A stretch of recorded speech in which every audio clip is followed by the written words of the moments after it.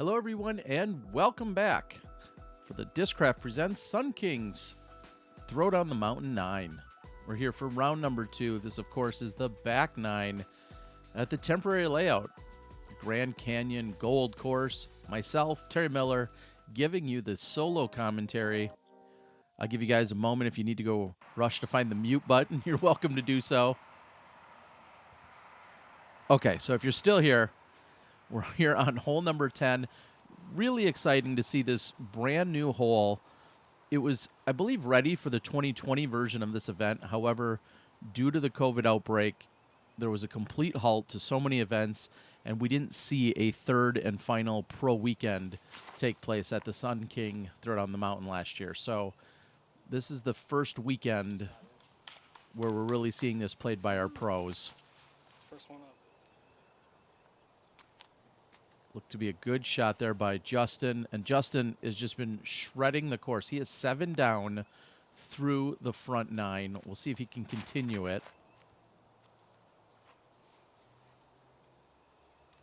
Great shot by Charlie Goodpasture.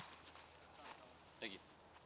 Charlie started the round at 6 under, so if my math is right, that puts him at 2 under. And Aaron Doyle was your round 1 leader. He had opened with a 9 under. Oh, no. Should have just freaking waited, man. Contemplating the wait on the very loud road.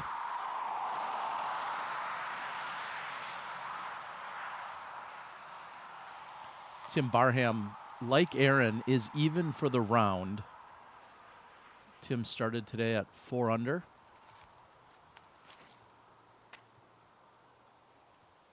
That looks like it might be a little tight, but we'll see. So that have to be in line with the basket, right? Or is it in line with the fairway?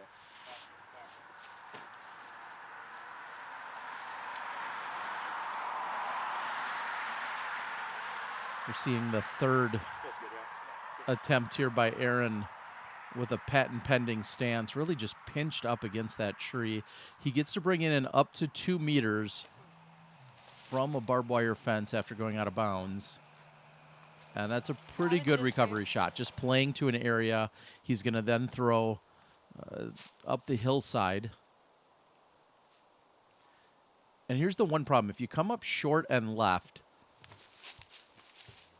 you're going to have to get tricky to get all the way up toward the pin, and that's a really good shot by Tim. Should give him a long look at still getting the birdie.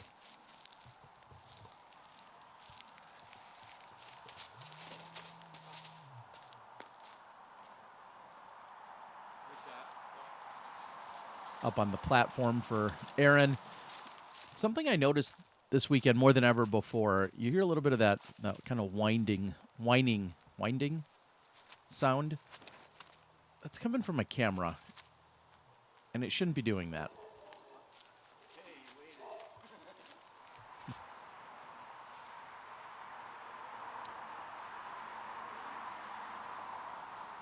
So Justin and Charlie with the 2 longest drives, and Justin's a little bit high and left, so he clips the tree. I think he's still going to have a long look at birdie. Charlie's, of all 4 of the drives, definitely in the best position.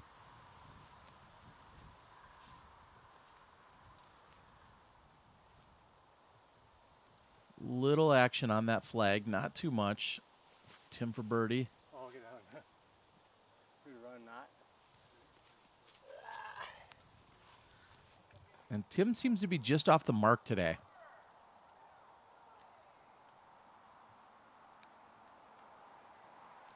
This is Justin for birdie.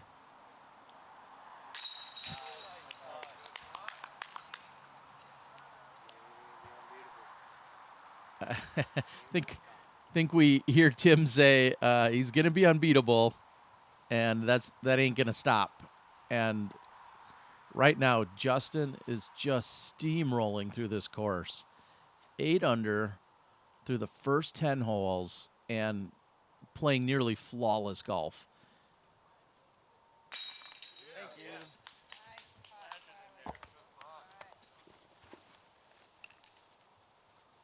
Solid putt for Charlie.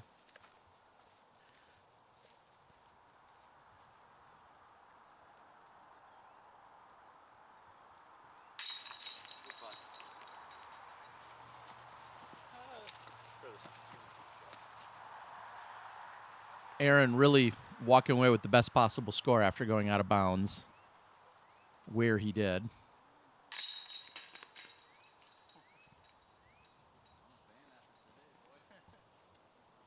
Hole 10 averaged 4.18 on the weekend. And here we are on hole 11. This is going to play downhill to the right.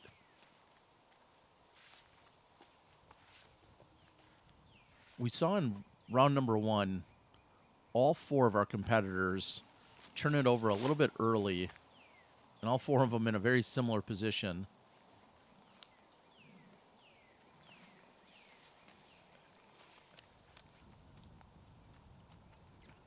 Will likely be short and right. Now, this is a drivable hole, being that it's 600 feet. If you throw a perfect shot, you can find yourself all the way up near the pin.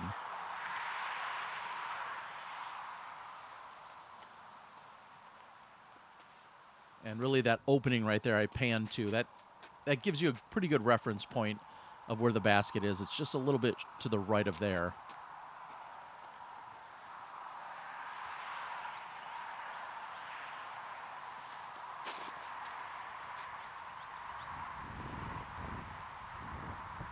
Roll off that hill for me. Tim talks about the hill on the right side, hoping that it will possibly hit the hill and then roll back down. There's a little bit of trouble or some work to do if you find yourself over on that right side. Aaron, I like the line. If it would have just flattened a little bit more, but still a pretty good line.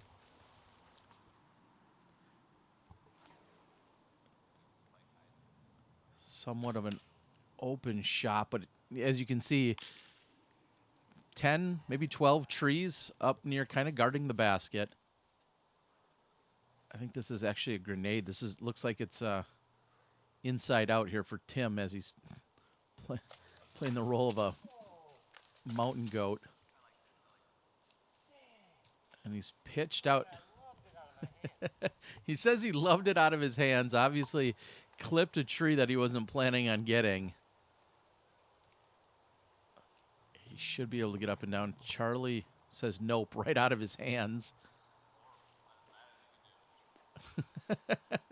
So his self-assessment says that was horrible and about as bad as you could do.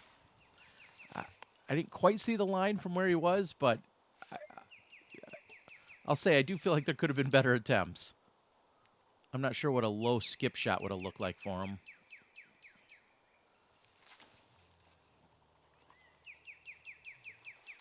And Justin going with the high fade. Just trying to drop it around the backside of the basket. He's looking at a birdie. So still on this hill. Great shot. Yeah. Really the best he could have done. Great shot there by Tim. Now Charlie still has a long look at birdie. The basket's almost directly behind that tree, so it needs to hyzer. And just hits off the cage.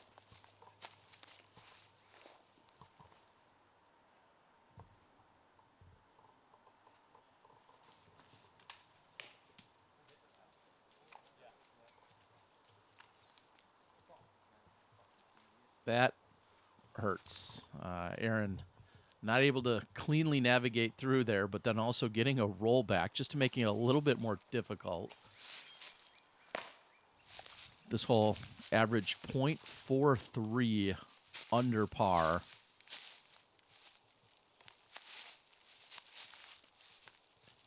Shout out Liam Stott with the lone eagle on this one. Kind of surprising, actually, that there's not more. We see great birdie there by Justin, but Liam Scott, the lone eagle during round number 1 here, or correction, round number 2. I don't know what day of the week it is, folks. Trying to fall over. Look like me. I feel like there's a teacup song in there somewhere, falling over. the bogey for Doyle. Let's move on to hole 12 after a word from DGA.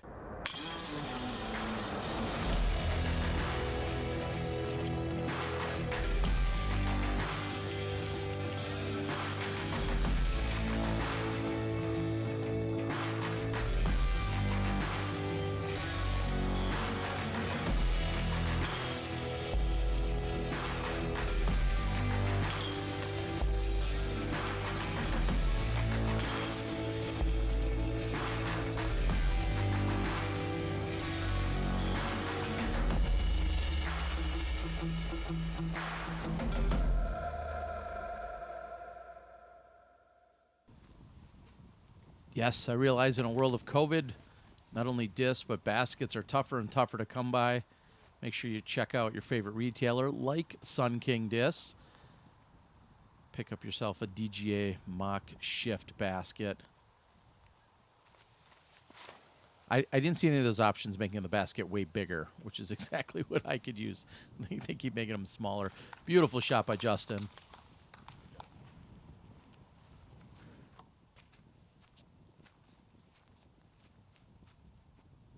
Charlie lining up here.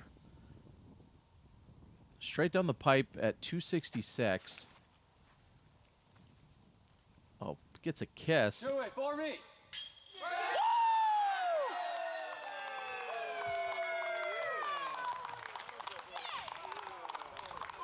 Charlie Goodpasture with the ace. Hole number 12. Hey guys, come on. There's other people trying to play still. Let's go. Hold together. Charlie's going to race it or hunt it down.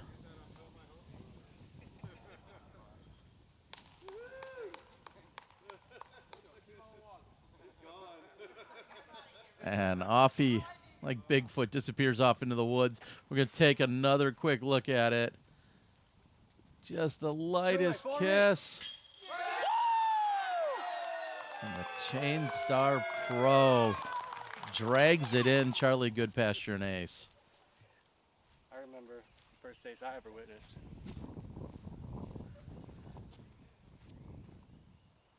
Tim reminiscing as the rest of the crowd and spectators out there, everybody getting set and ready to go to pick back up the action. I to follow an ace, there's just really no ways to describe it.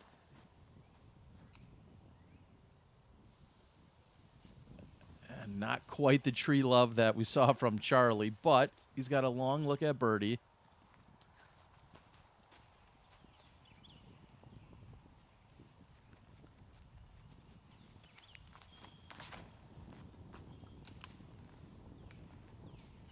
And also finding that left side and kicking off. Things not going Aaron's way right now. Aaron sits at 2 over for the round. Charlie, on the other hand, now is at 5 down for the round. Justin's 9 under through 11 completed holes.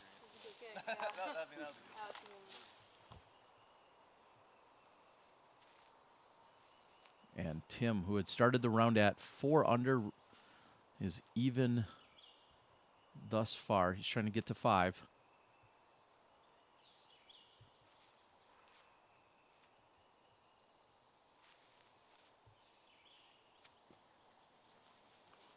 It's not quite enough pop.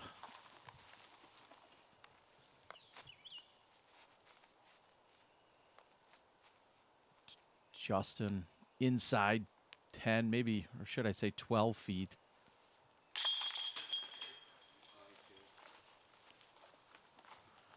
That was 4.5 steps. We'll give him 15 feet. Doesn't matter. I don't think it. Justin doesn't care where he is. He's finding the bottom of the basket. Justin now 10 under through 12 holes. And coincidentally enough, he's going to lose the box. Even after stringing together all these birdies in a row, he will lose the box to the ace by Charlie Goodpasture. Double G's Craft Jerky coming at you guys. Let's take a look at hole 13. You got to get up onto the top of this shelf, play to the right of the Mando sign by Homer Simpson there, and then eventually it veers back to the right. We find a little pocket where the basket is tucked inside. One of the first of 2 par 5s. Thank you. It'll be a YouTube sensation. Okay, old 12, Justin. 2. Good 2, Charlie. 1. All right. Tim. And Aaron. Okay, Charlie, Justin, Tim, Aaron. And I got to say, with the way Justin Bunnell is playing this round, that's the only way you're going to take the honors from him is by getting an ace. Charlie gets to record the single 1, thanks to Mike, who was doing the live scoring. And up and on the shelf. That's really what you're looking for. You'd love to be maybe a little bit more straight than where Charlie finished, but getting up and onto the shelf is the number 1 priority here.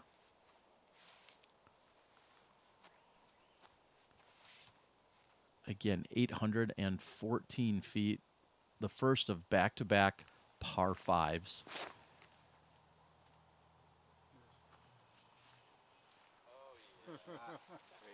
Thank you.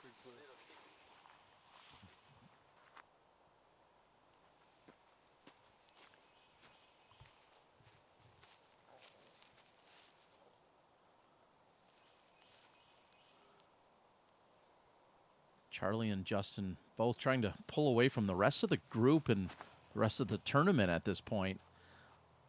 We're about 2/3 of the way through the round, and Tim kicks back into the left. We'll see how much of that, those trees and bushes he still has in his way. Anytime you're not on top of the shelf, it feels like you're all but wasting a stroke just to get it up and over. Mine And- don't get through. Mine just drops straight down. And no, Aaron, unfortunately, his didn't get through. And that's, and I'll say this, as funny as it sounds, Tim's position is far better than Aaron's. Even though he might be 50 or 60 feet behind where Aaron is, not being pinched up against that wall does have an advantage. Aaron really has to put this way up in the air, and he's only going to get so much distance out of that shot, as opposed to Tim, who can take kind of a normal run up, be able to throw a little bit flatter.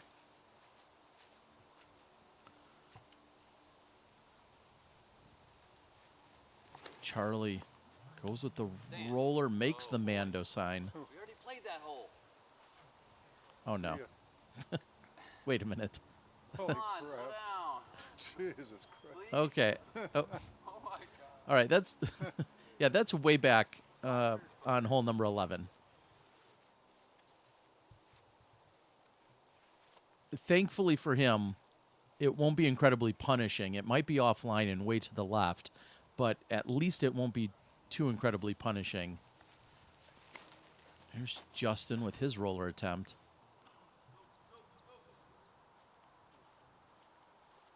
Much more in the the correct direction. And just up and to the right as I try to pan over. You can't quite see the red flag, but the basket's up there.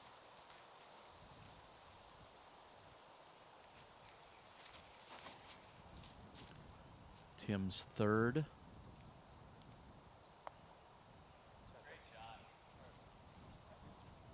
Just setting himself up for a good position. He might have a long look, but from there, if he can just get up and down, he'd be walking away with a par.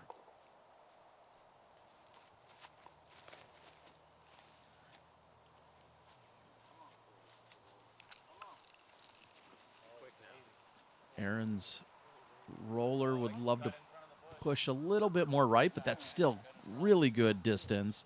That's his third shot. Now, we saw in round one, some of our competitors were actually challenged by this log while they were playing hole 11 and essentially throwing directly behind where Charlie is. Hole 13 averaged 0.05 above par. So even though it's a par 5, it's still even played above that to be the second most difficult hole on the course.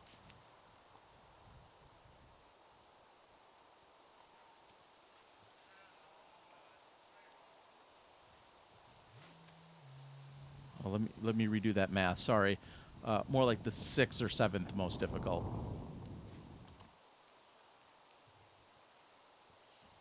I could lie to you guys all day. You're not checking my stats. If you haven't learned already, I sometimes make things up. As Tim's going to be right next to the pin.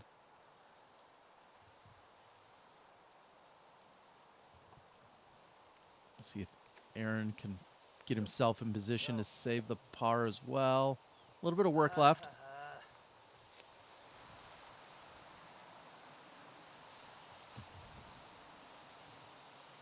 Charlie pauses for a moment, noticing that's one of the larger wind gusts we've had in the first 2 days.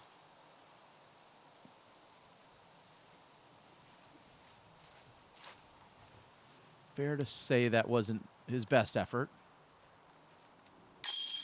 Oh, and jamming it through the little window.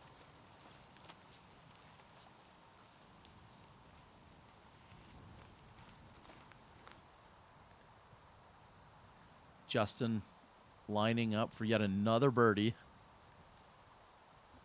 This would put him 11 down on the round. You can tap if you want. Oh, Justin, what are you doing? That's one of your shorter ones. We've seen him make incredible step putts. Seen him from all over the place, and just got a little ahead of himself on that one. He's going to remain at 10 under for the round. Still is your outright leader.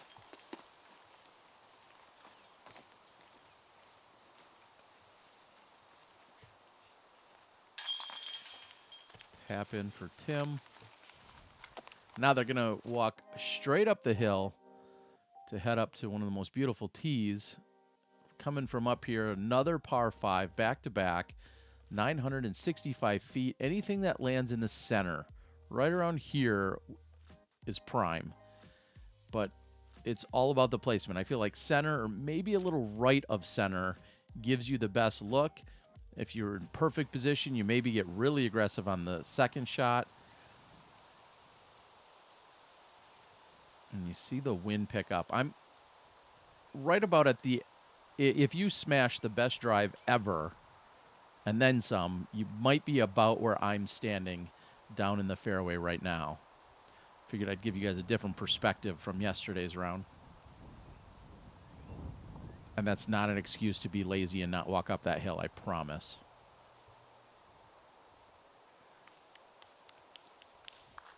Perfect shot by Charlie.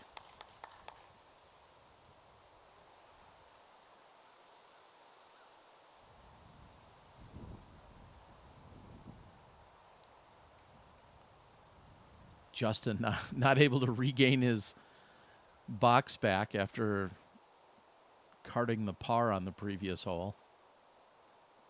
Turns over. Does it have enough room to come back? And it doesn't sound like he got any tree love in there. It kind of pushed him more to the right side. Right side being from the tee, of course. The basket is behind me about 400 feet.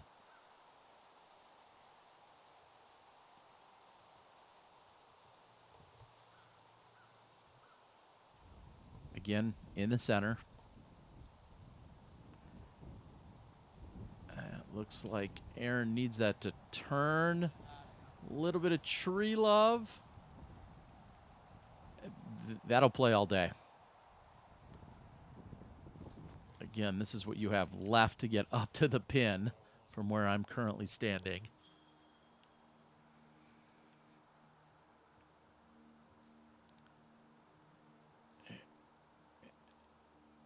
And there must be just enough of a either goofy angle or obstruction there for Tim, because he doesn't take the run up, and he's really just throwing a standstill approach to play for that positioning. If you get off to the left, you're going to find a bunch of trees. I think we saw Cole struggle through those trees during the round one. There's going to be trees, and far right either is going to have a drop-off or OB as you're getting closer to the basket. So just so imperative to stay in the middle of the fairway here.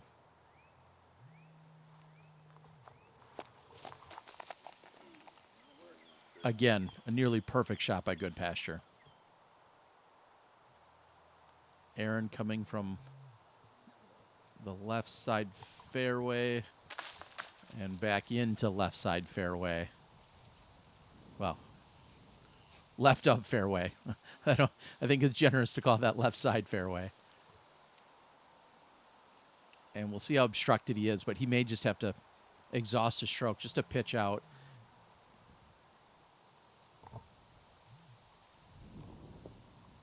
And Tim's finally comes back left. If he either has a long look or more than likely a pitch up from there, just trying to walk away with the par. This hole averaged .08 above par.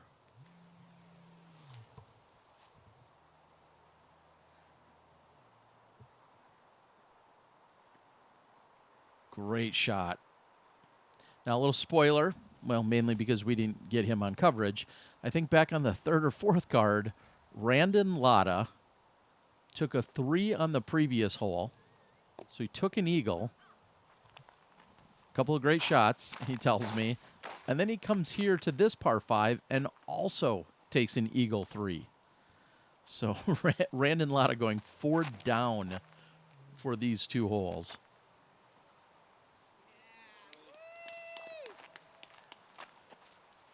A little short, but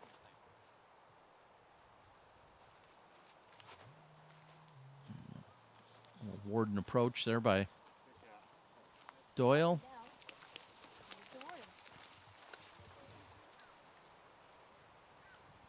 This is Tim's 4th. Now, there is a drop-off almost directly behind the basket, so you can't just give this an all-out run unless you want to deal with that uphill putt on the comebacker. Okay.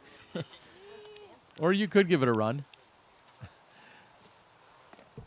We'll see if that gets Tim a little jacked up. He's kind of been on the struggle bus. We'll see if that can turn things around. Good, solid bid. And Justin's back on the birdie train.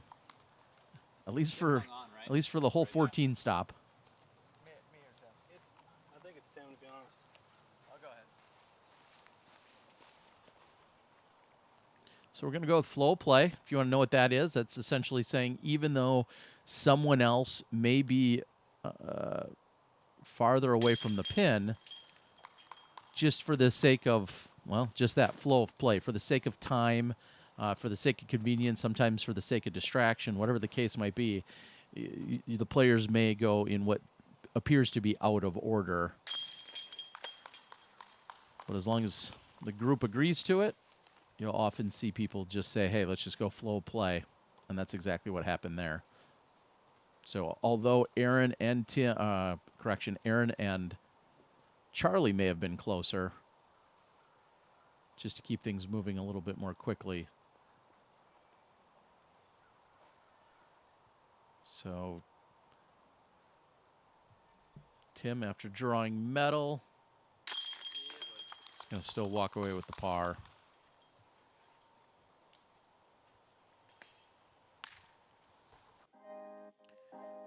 Friends over at shop.lisopen.com. Nate Heinold crew working with Discraft. Discraft, of course, one of the presenting sponsors here along with Sun King at this event. I know you can pick up a lot of great Ledgestone discs, both from them and as well from Mike Barnett here at Sun King.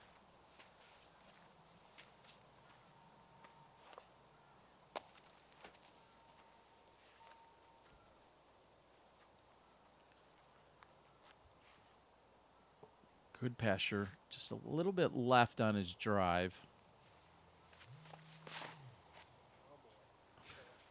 Justin says, oh boy. And oh boy is right. I'm unsure of just how flippy that is, but he needed a little bit more room to get it to do the work.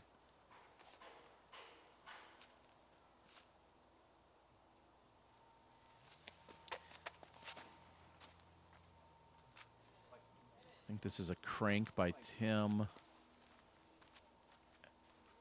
And up near the fence. He's inbounds. He stayed on the good side, so to speak.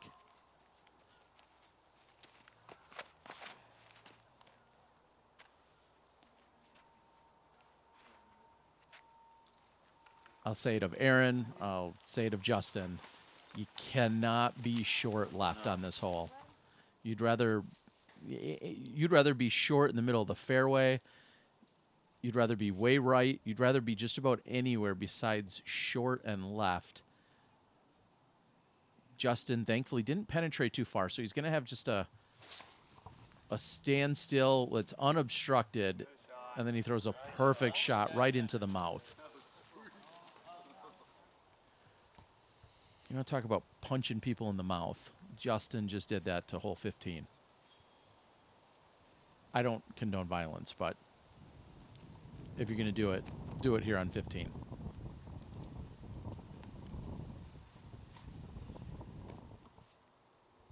Charlie's short left. And very thankful that rolled back even to give him the angle it does.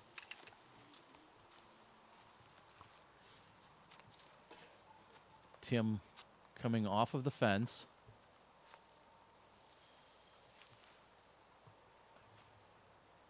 Uh-oh. This counts as barbed wire, correct? So I don't know. I don't see any barbed I wire don't on see it. barbed wire on it either. Right but as I'm you were doing assuming- that, I was like, oh, is this Yeah, stuff non? that's why.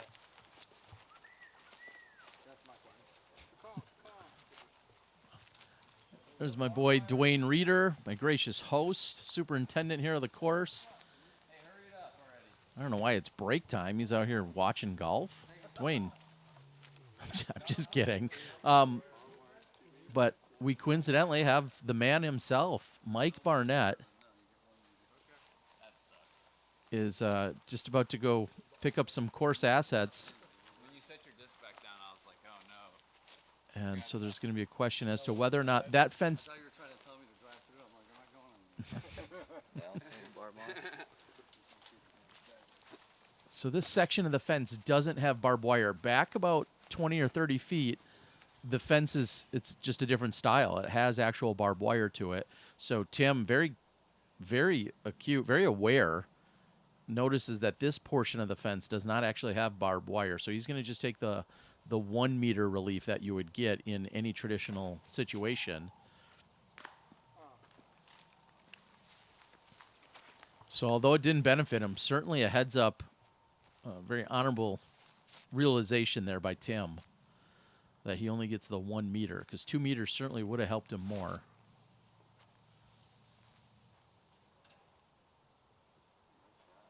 And that looks to be a good shot by Aaron.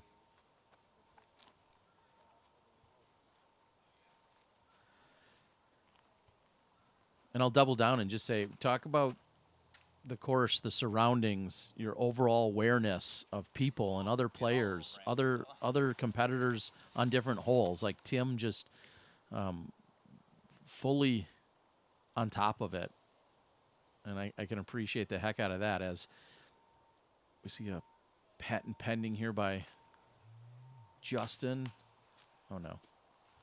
Doesn't hit the gap. He's going to have a long look, but he's got work to do, and he is in threat of what could be his first bogey here in the round, 15 holes in.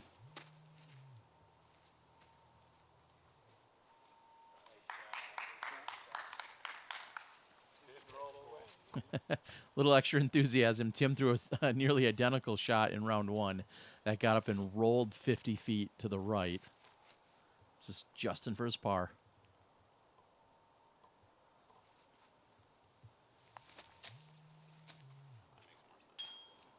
Oh, and he on line but short. He gives it the mm-mm-mm.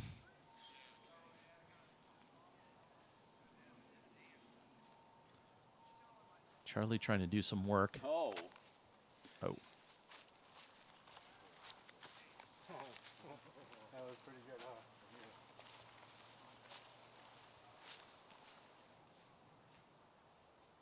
Quite a misfire by Charlie. And you got to really regroup. And he does it quite well. I mean, he maybe was just a little over anxious or excited about the idea of saving his par.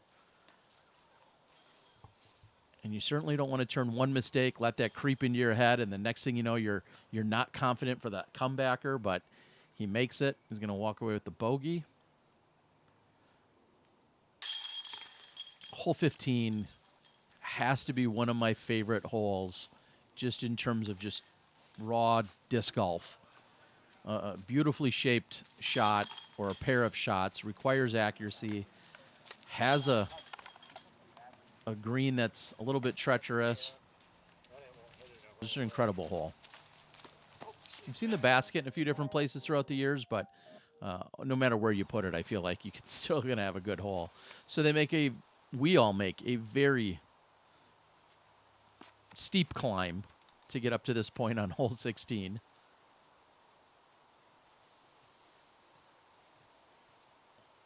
Hole 16, the shortest hole on the course. Also the third easiest statistically.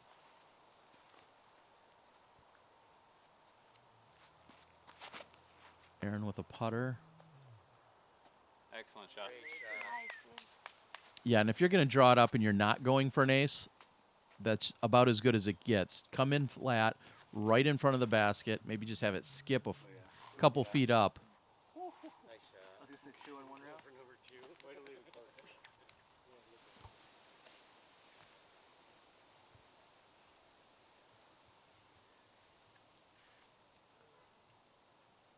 And Justin finds himself at the bottom of the box, place he's not familiar with. Not this round. Oh. What? CTP. And you see him underneath the pin practically. Well, that's a way to get back on track.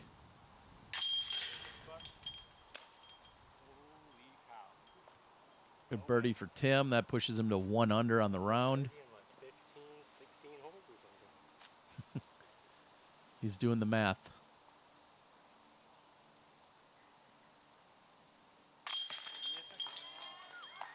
Charlie wills it in.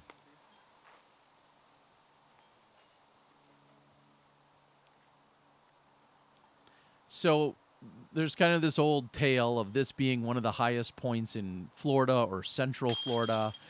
I've heard all sorts of things. Throughout the years, I've spewed all sorts of ridiculous things that may or may not be even close to true. But here's how I'll twist that. I want to know, what's the highest elevation you've played in, and did you notice it affecting your disc? That would be my question. Now, I'm just going to say, if you're used to playing at sea level and you go to 100 feet, meh, you probably don't notice much. But I would love to know, have you played in a place like a Denver or any of the mountainous courses that we find throughout the country, and how did it affect your disc? And even if you didn't or haven't, lie to me, put a comment in. We'll make you eligible to win some Double G's craft jerky. Also, we got some other giveaways and some discs to give away. But yeah, 5th highest point in Central Florida. Check my stats on that one. So he walks slightly back down the hill here. Star frame on the previous hole. Almost what you would expect, especially by our lead card. And Tim laces it. We saw some struggles here in round 1. A lot of people working very hard just to walk away with a par. This averages 0.44 above par. There's OB all along that left side. If you stay clear of the tree, gets it to land flat. Great shot by Aaron.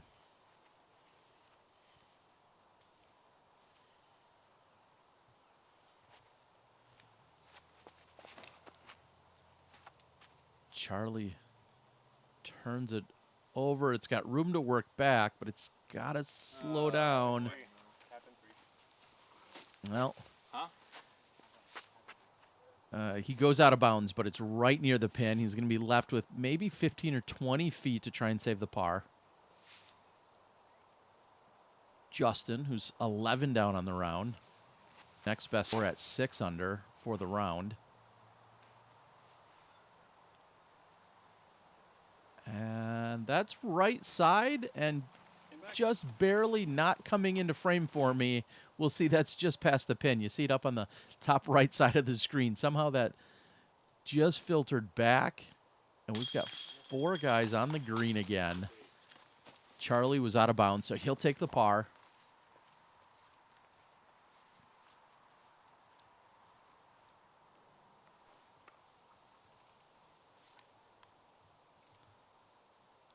We'll see if Justin can keep things rolling. Again, 11 down.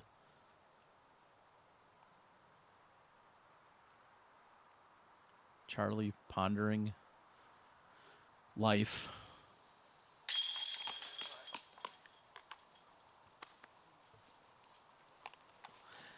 And really, if you're going to think about anything, life, disc golf, friends, family, this hillside, this property is a good place to come and do a little reflection. I promise you that.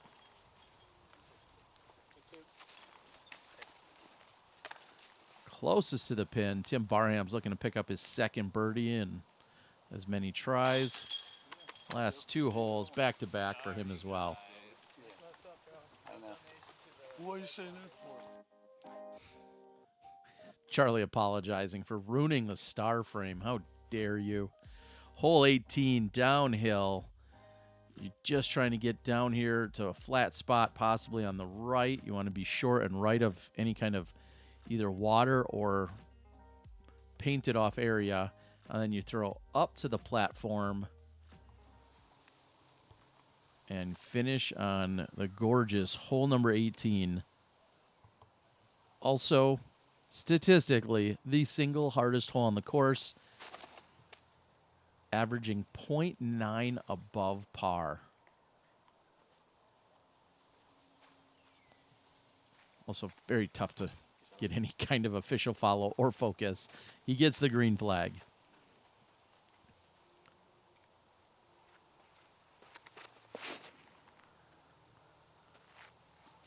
I love the move Aaron's put on this forehand. We just get confirmation, please. There it is.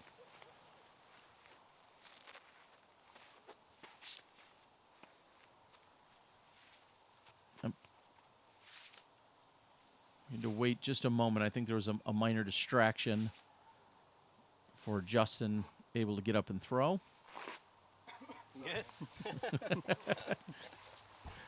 Actually, there it comes. Somebody was just trying to take a drink of water, and I don't know if there was a cough or a sneeze or a little bit of a choke, but Justin resets.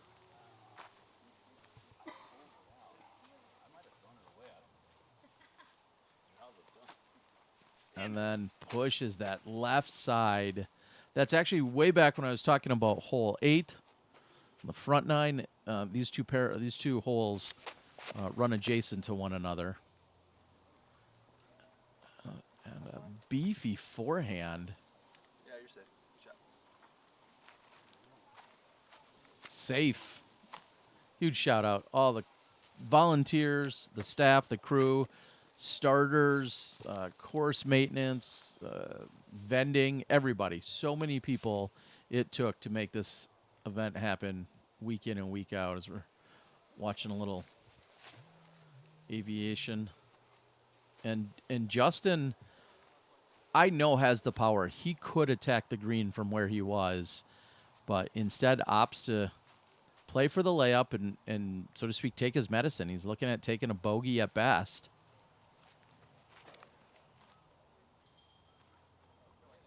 Charlie's going for it. It's up. Great shot by Goodpasture.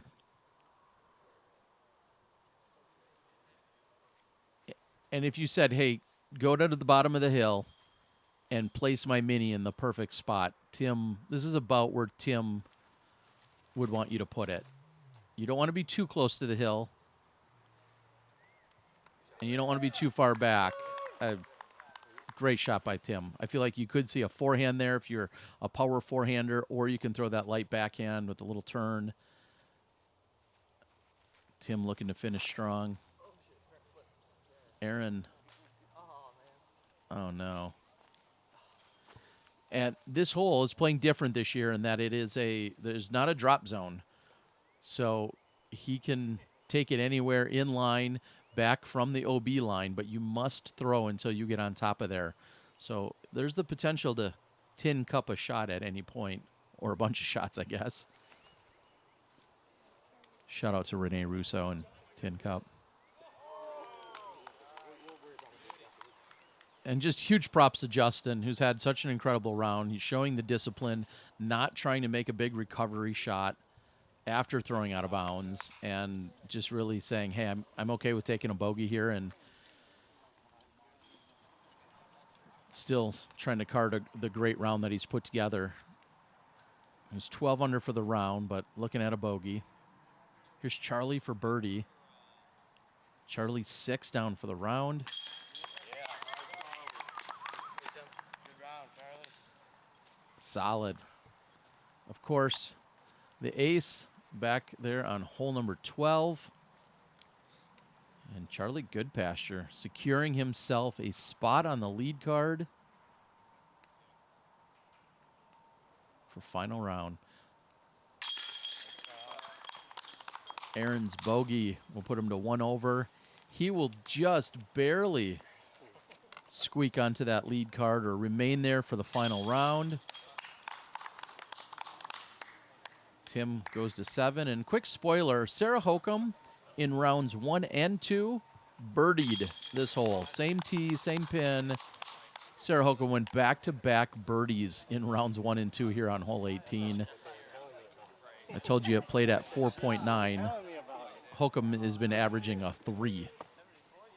So that's what we have, guys. We're closing this out. Make sure you like, share, subscribe, all that other fun stuff, all the YouTube stuff. You're eligible then to win some action, whether it's Double G Craft Jerky or some discs. We're working with Charlie as well. Thank you to DGA, Discraft, Sun King Disc, the entire crew. And we'll see you for the 3rd and final round on Championship Sunday out here at Throwdown the Mountain. One last look at your scores. Justin, 11 under on the round. Incredible performance out there. Charlie Goodpasture, Brandon Brown, and Aaron Doyle will be in your featured final day, final round lead card. Let's see who can take this thing home. We'll see you in the next one.